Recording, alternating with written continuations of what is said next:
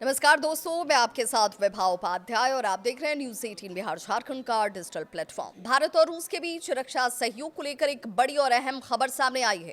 रूस के राष्ट्रपति व्लादिमीर पुतिन ने भारत के साथ इस साल की शुरुआत में किए गए एक महत्वपूर्ण सैन्य समझौते पर हस्ताक्षर कर दिया है।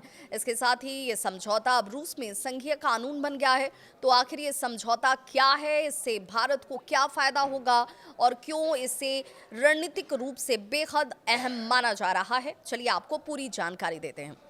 क्रेमलिन के आधिकारिक कार्यालय यानी कि चांसरी की ओर से जारी जानकारी के मुताबिक भारत और रूस के बीच हुआ ये reciprocal exchange of logistics support, जिसे रिलॉस समझौता के तौर पर भी जाना जाता है, अब औपचारिक रूप से कानून का दर्जा हासिल कर चुका है।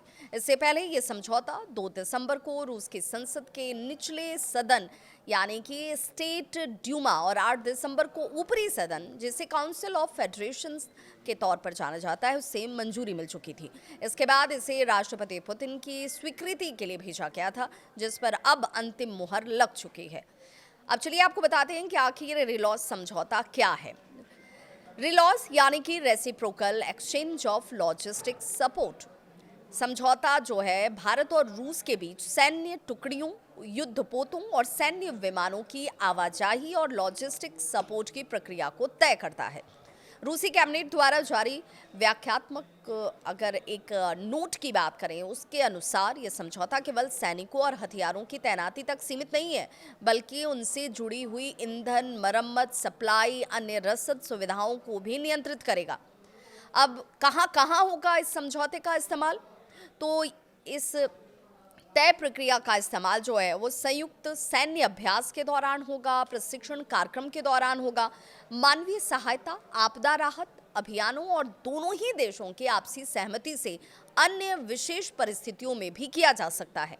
सैन्य सहयोग को कैसे बढ़ावा मिलेगा वो भी जान लीजिए। तो रूसी संसद की वेबसाइट पर जारी नोट के मुताबिक भारत और रूस एक दूसरे के हवाई क्षेत्र का इस्तेमाल कर पाएंगे। दोनों ही देशों के युद्धपोत एक दूसरे के बंदरगाहों पर ठहर पाएंगे। लॉजिस्टिक सपोर्ट के लिए तीसरे देश पर निर्भरता जो है वो धीरे धीरे कम हो जाएगी। इससे दोनों देशों के बीच द्विपक्षीय सैन्य सहयोग और ज्यादा मजबूत और गहरा होगा। अब ये समझौता लागू कब से होगा, ये बहुत महत्वपूर्ण हो जाता है। सैन्य समझौता दोनों देशों के बीच अनुमोदन दस्तावेजों के आदान और प्रदान के बाद औपचारिक रूप से लागू हो जाएगा।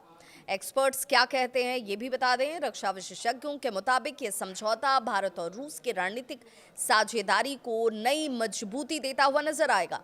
इंडो पैसिफिक और यूरेशियन रीजन में भारत की सैन्य पहुंच ज्यादा बढ़ेगी। दोनों देशों का रक्षा सहयोग अगले स्तर पर पहुंच जाएगा।